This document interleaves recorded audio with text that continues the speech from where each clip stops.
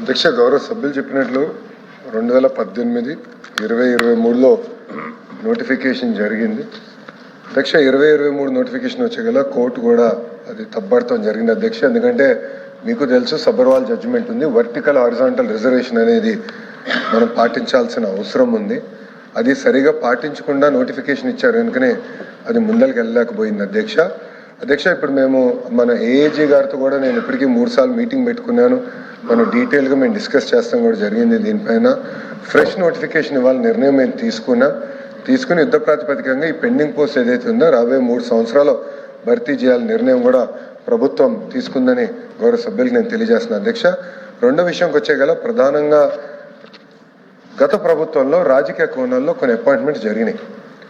దానివల్ల ఏంటంటే అసలు ఎంతమంది అవసరం ఉంది యూనివర్సిటీలో, ఎవరు ఏ పని చేస్తున్నారు, ఒక మ్యాన్ పవర్ ఆడిట్ అనేది చేయాల్సిన అవసరం ఉంది.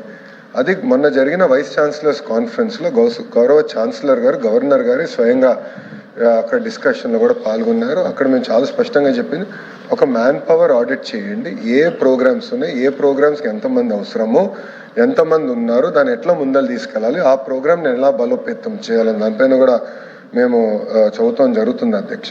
సో అది అయిన తర్వాత నాకు కరెక్ట్ క్లారిటీ వస్తుంది. ఏంటంటే ఇంకా ఫర్దర్ మేము నిర్ధారించింది గ్యాప్స్ ఉంది, ఇది క్లారిటీ ఉంది కనుక దీనిపైన నేను స్పష్టంగా చెప్తున్నా. ఒక ఆడిట్ అయిన తర్వాత మాకు కరెక్ట్గా అవగాహన వస్తుంది, ఎంతమంది నియమించాలి ఏంటనేది ఒక అవగాహన వస్తుందని గౌరవ సభ్యులు చెప్తున్నాను. వెయిటేజ్ టు కాంట్రాక్ట్ ఎంప్లాయీస్ అనే విషయం పైన దీన్ని నేను లీగల్ ఒపీనియన్ మేము తీసుకుంటున్నాం అధ్యక్ష. ఎందుకంటే చేయాలని తప్పన మాకుంది, కానీ లీగల్గా రేపు మన ఇబ్బంది పడకూడదు అధ్యక్ష. ఎందుకంటే మీరు చూసారు 150 రోజులు చరిత్రలో ఎప్పుడు జరిగిన విధంగా డిఎస్సి పూర్తి చేశాం. 16,000 మంది ఉపాధ్యాయులు మనం భర్తీ చేశాం.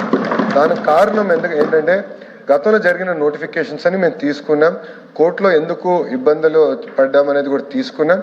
కరెక్ట్గా ఒక కమిటీ వేసి స్టడీ చేసి పర్ఫెక్ట్గా అమలు చేసాం. ఇంకా దాన్ని ఫైన్ ట్యూన్ చేసుకోవాల్సిన అవసరం ఉంది. దాంట్లో భాగంగా కాంట్రాక్ట్ ఎంప్లాయీస్ విషయం కూడా ప్రభుత్వం సునుకంగా ఉంది. దానికి ముందల వివరాలు తీసుకుని లీగల్ పొజిషన్ తీసుకుని దానిపైన నేను చెప్తాను అధ్యక్ష. క్షమించాలి, నేను సమాధానం చెప్పేటప్పుడు 3 సంవత్సరాలు అని చెప్పాను అధ్యక్ష. 3 నెలలు క్షమించాలి, నేను తప్పు చెప్పాను. 3 నెలల్లో పూర్తి చేస్తాను. 3 నెలల్లో ప్రక్రియ ప్రారంభిస్తాం. లీగల్ ప్రాసెస్ ఈ 90 డేస్లో మేము పూర్తి చేస్తాం అధ్యక్ష. మొదటి విడతది, సారీ నేను అది చదువుతంలో తప్పు చేశాను. రెండోది అధ్యక్ష, ఏజ్ ఎన్హాన్స్మెంట్స్కి వచ్చేగల ఆల్రెడీ జియోఎం కాన్స్టిట్యూట్ చేసాం అధ్యక్ష.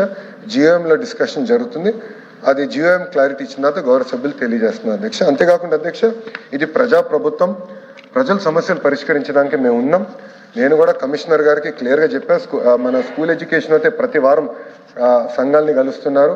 ఆ సేమ్ వే ఇప్పుడు మనం కూడా హైయర్ ఎడ్యుకేషన్ కూడా కొన్ని సంస్కరణలు తీసుకొచ్చే అధ్యక్ష. కమిషనరేట్స్ కూడా బలోపేతం చేస్తున్నాం. ఆ బిల్లు కూడా వస్తుంది. దాంట్లో స్పష్టంగా నేను హైయర్ ఎడ్యుకేషన్ కమిషనర్ గారు కూడా క్లియర్గా చెప్పాను. ఆయన కూడా కూర్చోవాలి, సంఘాలని కలవాలి, వాళ్ళ సమస్యలు తెలుసుకోవాలి, పరిష్కరించే మార్గంలో ముందరికి వెళ్ళాలి అధ్యక్ష. సో ఈ డిస్కషన్ అనేది కంటిన్యూస్గా జరగాల్సిన అవసరం ఉంది. కేవలం కౌన్సిల్ ఉన్నప్పుడే సమస్యలు తెలుసుకుంటాం కాదు, ప్రతి వారం కూర్చోవాలి, ఇష్యూస్ అన్ని తీసుకోవాలి, దాంట్లో ఎన్ని పరిష్కరించాం, ఎన్ని పెండింగ్ ఉంది, ఎన్ని పాలసీ ఉంది, ఎన్ని ప్రభుత్వం మళ్ళీ డిస్కస్ చేసి రావాలి కూడా నేను పర్సనల్గా రివ్యూ చేస్తాం జరుగుతుంది. సో ఇది చాలా సీరియస్గా తీసుకుంటున్నాం. ఈ నియామకాలు తప్పనిసరిగా యుద్ధ ప్రాతిపదికన పూర్తి చేస్తాం. రాబోయే 3 నెలల్లో ఈ లీగల్ ఇష్యూస్ అని రిజాల్వ్ చేసి నోటిఫికేషన్కి ముందెళ్తాం. 3 నెలలు. Thank you.